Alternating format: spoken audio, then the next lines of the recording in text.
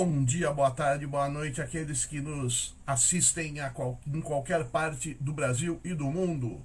Sou o Mauro Afonso, engenheiro e mestre em ciências militares.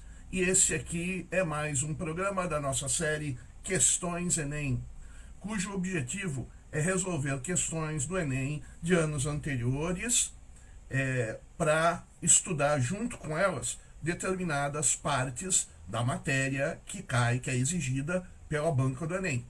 Como é um programa gravado, você poderá assistir essa explicação mais de uma vez para tirar algumas dúvidas. Eu peço que não esqueçam de dar o seu like, seu joinha, comentar para incentivar dentro do Instagram conteúdos como esse. E quem puder, clica lá na bio, tem o nosso canal no YouTube, se inscreve lá, onde eu coloco conteúdos didáticos de uma forma mais explicada, com mais audiovisual. Aqui, ao vivo, eu tenho uma explicação um pouquinho limitada, tá certo? Deixa eu ver se a questão aqui está entrando direito, tá? Não vou deixar para depois isso. Hoje temos 3 questões de ciências da natureza, mais uma vez. Mais uma vez estamos usando o caderno amarelo. E hoje vamos passar 3 questões, a 125, 126, 127 do caderno amarelo, uma de física, uma de química e uma de biologia. Então vamos começar pela questão 125. Um instantinho só. Vou colocar aqui.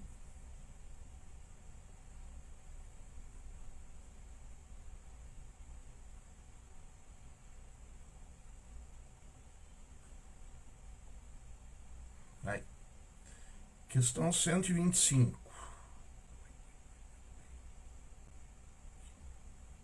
Não. Primeira leitura da questão, né? Questão teórica. Tem que estudar a energia nuclear, que é um dos tópicos cobrados na matéria. A utilização de tecnologia nuclear é um tema bastante controverso, por causa do risco de acidentes graves, como aqueles ocorridos em Chernobyl, em 1986, em Goiânia, em 1987, em Fukushima, 2011. A maioria aqui talvez tenha visto de Fukushima, os outros são mais do meu tempo. Apesar de muitas desvantagens, como a geração de resíduos tóxicos, a descontaminação ambiental dispendiosa em caso de acidentes e a utilização em armas nucleares, a geração de energia nuclear apresenta vantagens em comparação a outras fontes de energia. Aí tem o pedido. A geração dessa energia tem como característica formar resíduos facilmente recicláveis, alternativa A. Promover o aumento do desmatamento, alternativa B. Contribuir para a produção de chuva ácida, alternativa C. Emitir gases tóxicos que são lançados no ambiente, alternativa D. Produzir calor sem o consumo de combustíveis fósseis, alternativa E. Vamos lá. Analisando as alternativas, nós podemos ver que a correta base a utilização de como a energia nuclear é produzida e as suas implicações ambientais são fundamentais para saber resolver a questão. Tem que estudar, ou pelo menos se manter bastante informado via canais de documentário ou mesmo na mídia tradicional, quando a reportagem é bem escrita. Então, a primeira, alternativa A. Por que essa daí está errada? Já digo que é errada. Formar resíduos facilmente recicláveis. Os resíduos gerados pela energia nuclear, conhecidos como resíduos radioativos, não são facilmente recicláveis. Esse é um grande problema da energia nuclear. Aí vai um conceito de meia-vida de elementos radioativos, né? A emissão de partículas alfa, partículas gama, toda aquela parte ali é importante. Isso daí é muito venenoso, são resíduos que emitem veneno de forma de radiação, né? Radiação é contrária à vida. Claro que a partir de um determinada dose. Todo o nosso ambiente ele é fracamente radioativo, mas os seres vivos, eles estão adaptados a essa radiação residual ou radiação de fundo. Os resíduos radioativos eles precisam ser armazenados em locais seguros por longos períodos até que a radioatividade deles se degrade através da queda da meia-vida dos elementos, o que pode levar, para que fique seguro, né? Isso pode levar milhares de anos. É comum. Então, formar resíduos recicláveis, não é fácil. Está se tentando, existem várias tecnologias buscando a reciclagem desses resíduos, mas não é fácil a execução. Promover o aumento do desmatamento. Essa aí também está errada.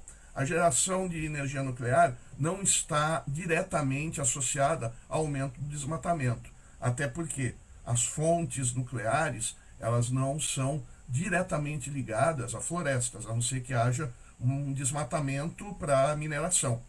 Mas isso normalmente não poderá ocorrer ou não, tá? Então, diferentemente de algumas fontes de energia, como a hidrelétrica, essa sim requer um certo desmatamento. Pode exigir grandes áreas de formação de reservatórios ou a produção de biomassa, no caso, quando se está usando combustíveis de fontes renováveis, como a partir da cana-de-açúcar e outras fontes vegetais, a energia nuclear, ela relativamente necessita de pouco espaço, ou seja, ele não toma grandes áreas como uma hidrelétrica ou a produção de biomassa. Alternativa C, contribuir para a produção de chuva ácida. Precisamos saber o que é a chuva ácida. Chuva ácida ela está associada à queima de combustíveis fósseis, como o carvão e o petróleo. Eles liberam dióxido de enxofre e óxidos de nitrogênio, NO2, NO3, vai depender da situação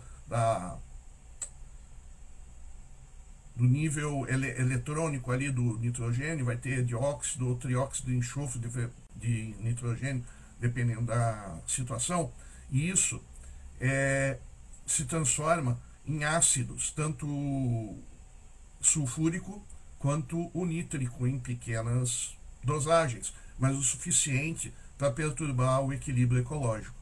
A geração de energia nuclear, por outro lado, não emite esses gases. Ela, no caso de acidente, somente que ela vai emitir outros tipos de gases, mas não os gases da chuva ácida. Emitir gases tóxicos que são lançados no ambiente. Durante a operação normal, as usinas nucleares não emitem gases tóxicos na atmosfera. A principal preocupação ambiental relacionada à energia nuclear é o armazenamento e gestão dos resíduos radioativos. E, eventualmente, tem que se tomar cuidado com a parte de aquecimento das indústrias. Isso aí, das usinas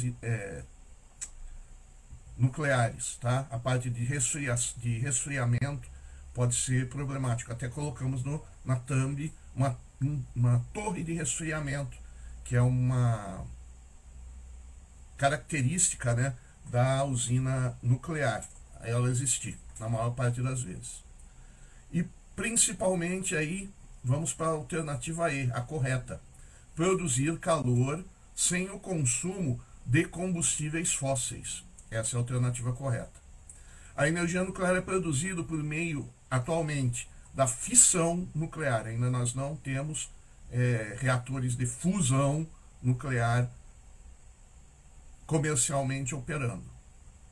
Isso é o processo de divisão de metais pesados como o urânio, né, que é enriquecido para produção de energia nuclear. Aí é outro estudo que não vamos falar na questão, para liberar uma grande quantidade em forma de calor.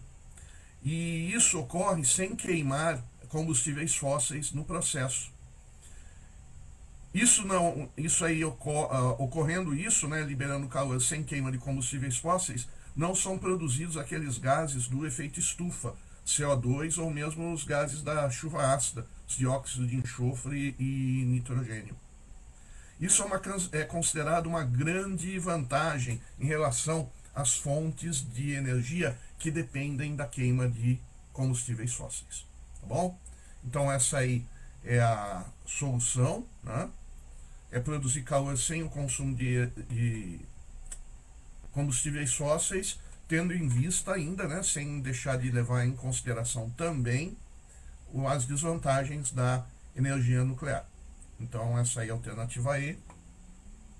Vamos lá para a próxima questão. Também uma questão teórica, hoje não tem cálculo.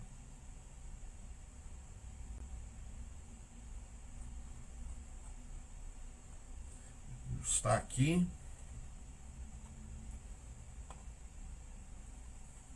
Essa é uma questão também que necessita um certo conhecimento, tá? Do processo.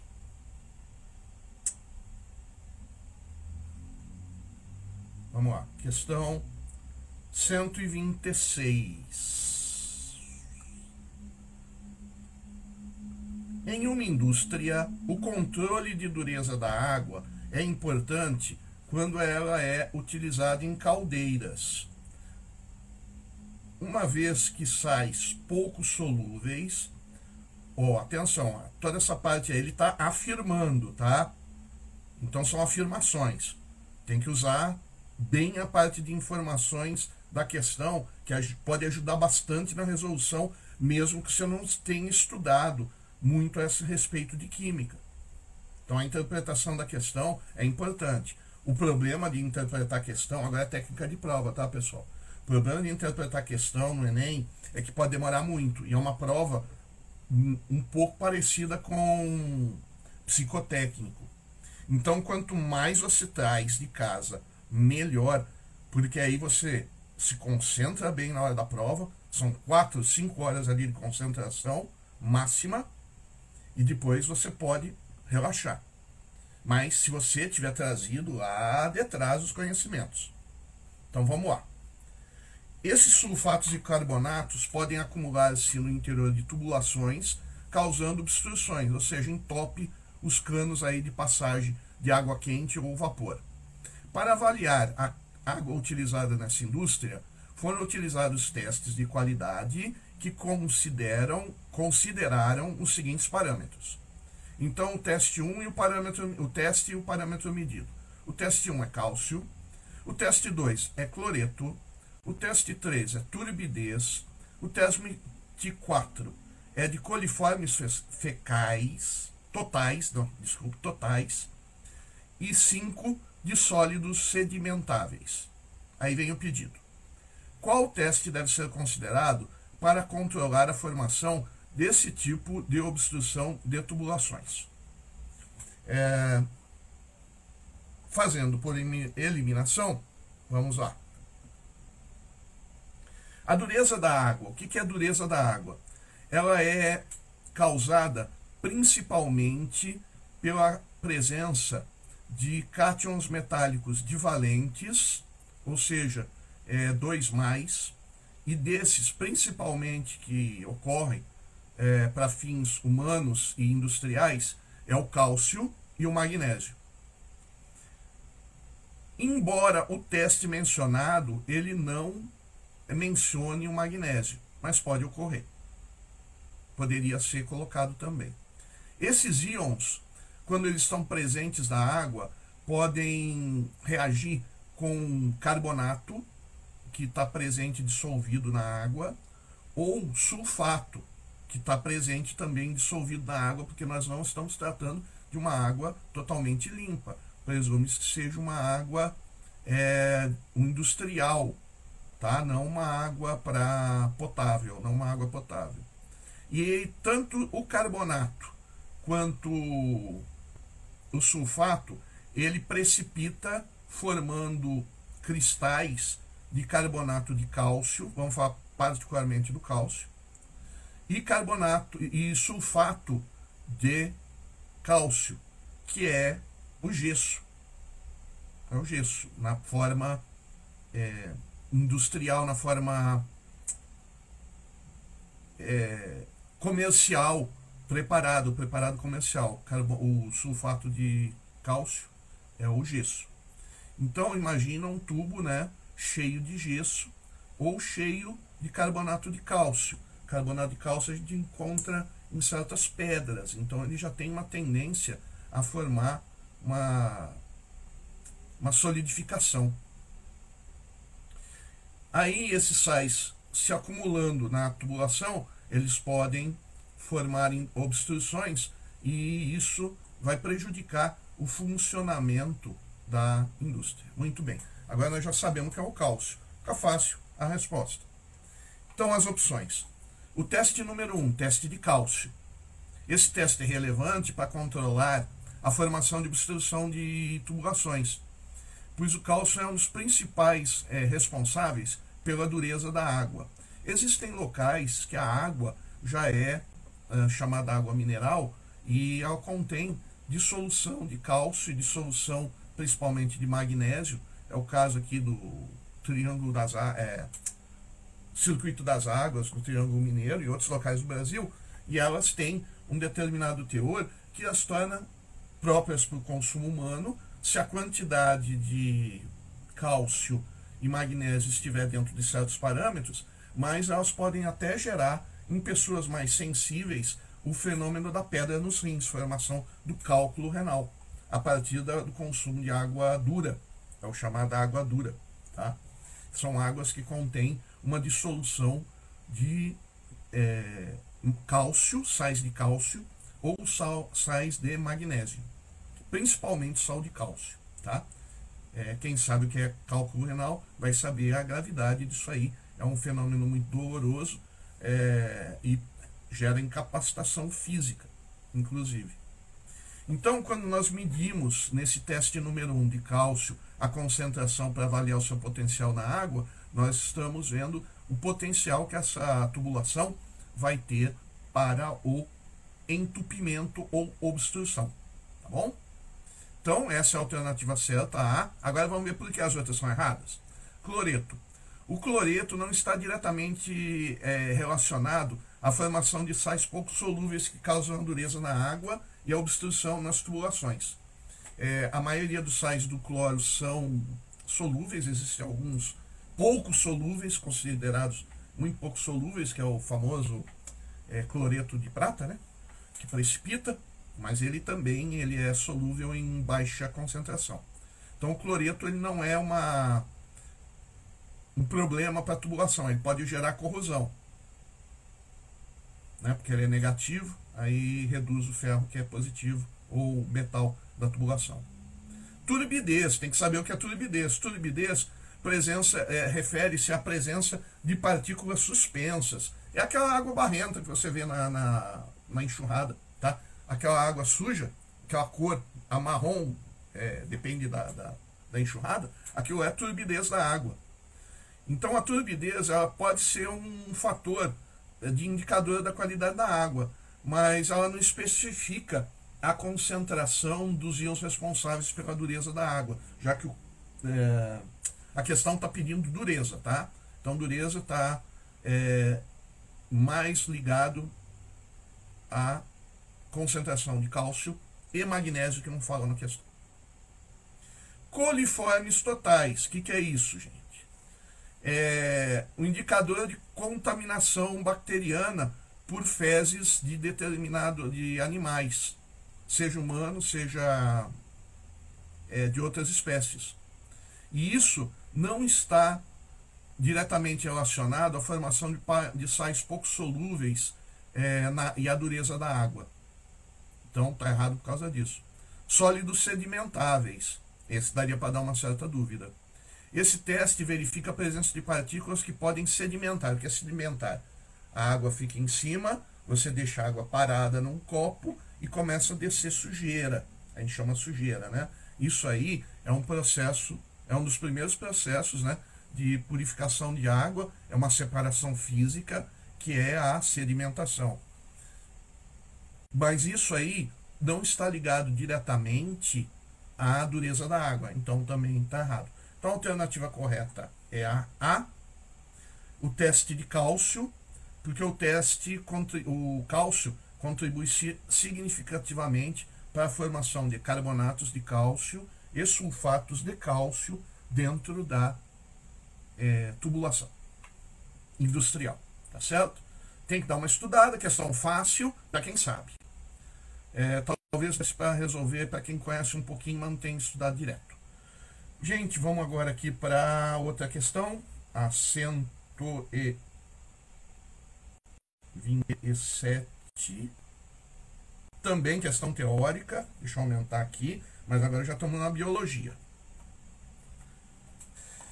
Vamos lá. As aves apresentam dois tipos de músculos em seus corpos, vermelhos e brancos. Aqui ele está tratando principalmente de aves migratórias, tá? Tá bom? Vamos deixar isso claro. Aves que voam e têm condições de fazerem voos bastante longos. Elas saem às vezes da América do Sul e vão para a América do Norte, para ter uma ideia, ou vice-versa, né? Na outra hora, na outro momento do clima. Então são aves migratórias, tá? Não se baseie por aves domésticas. Peru, pato, ganso. O pato, existem alguns patos que voam bem, para falar a verdade, relativamente bem. Mas aves migratórias, aí dá o exemplo, ó, aves migratórias como garças, gansos e patos selvagens têm músculos vermelhos bem desenvolvidos, com ampla gama rede de vasos sanguíneos, ou seja, é um músculo bem moldado para esforço físico longo. Nas viagens por grandes distâncias, tais músculos são fundamentais, pois favorecem alternativa A, execução de manobras, ou seja, o pássaro fugir de um predador, uma ave de rapina, por exemplo.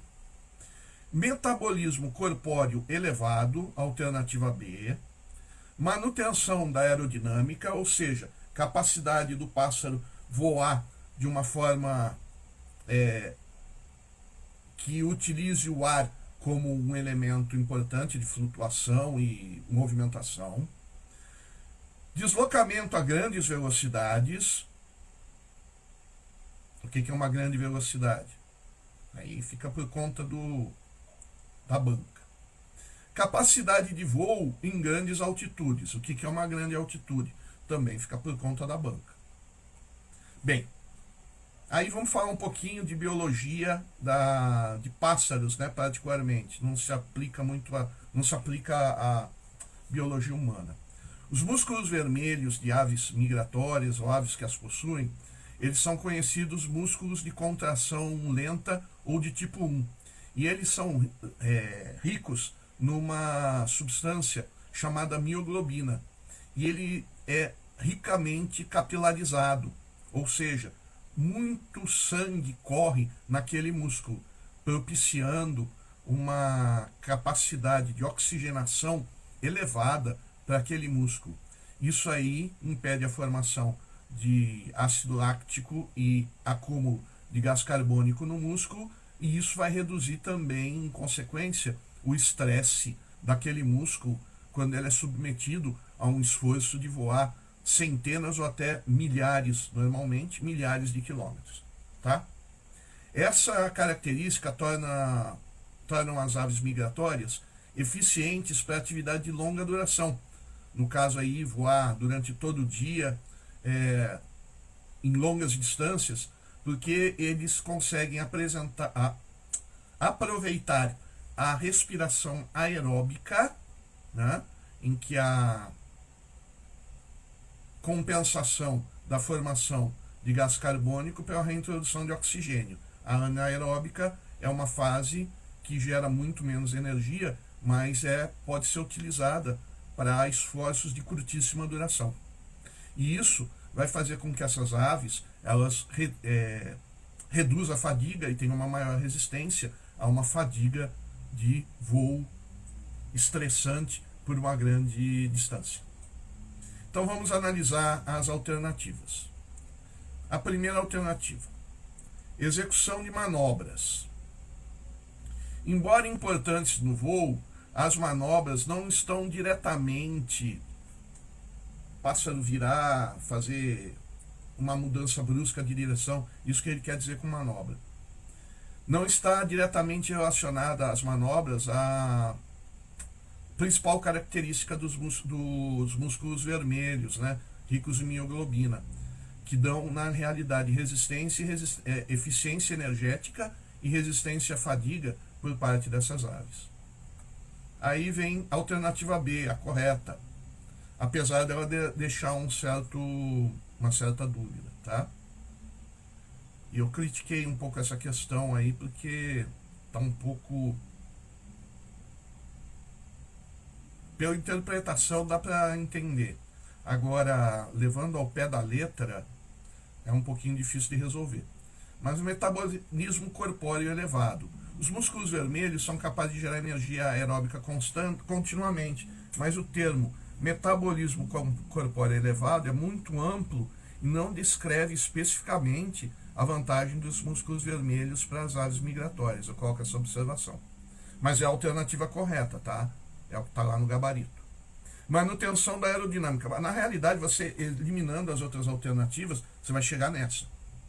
Manutenção da aerodinâmica. Essa daí realmente tem muito mais a ver a evolução daquela espécie, o formato, né? Um falcão vai ter uma determinada eficiência aerodinâmica, um pato selvagem vai ter uma outra eficiência aerodinâmica. Ambos possuem o músculo vermelho na sua composição corpórea. Talvez até o do pato seja, por causa das distâncias que ele migra, talvez seja até maior do gavião. Não estou dizendo que é, tá? Não sei, tem que estudar. Então, essa função não está ligada ao pedido da questão. Então, já marca lá que está eliminada. Deslocamento a grandes velocidades. Então, mesma coisa, o mesmo problema da aerodinâmica. É falta de relação de causa e efeito. Deslocar-se a grandes velocidades não está diretamente ligado à característica das aves migratórias, como é que eles dão um exemplo, para a manutenção do seu metabolismo e a sua vantagem. Então essa daí também não está eliminada. E capacidade de voo em grandes altitudes. Essa alternativa está incorreta porque, embora as aves migratórias frequentemente voem em altas altitudes, porque quanto maior a altitude, menor a densidade do ar, mas também menos oxigênio para a ave ingerir. Então aí o músculo vermelho vai chegar a uma determinada altitude. Quem já viu os que a gente chama aí de pássaro de arribação, eles voam quase sempre na mesma altura. Por quê? É o limite confortável entre estar protegido dos predadores, tá com uma densidade do ar um pouco menor e o ar estar respirável. Então eles vão encontrando essa altitude e formam bandos, tá? E normalmente os bandos eles vão com pouca diferença de altitude entre um e outro. Então a opção mais adequada, tá, dessa questão, que se alinha diretamente com a função dos músculos vermelhos, não está muito bem listada, mas dá para fazer a interpretação. Então a alternativa correta, né, é a alternativa B, metabolismo corpóreo elevado. Muito bem. Então essas aí foram nossas questões de hoje. Vamos ver aqui perguntas. E aqui. Muito bem.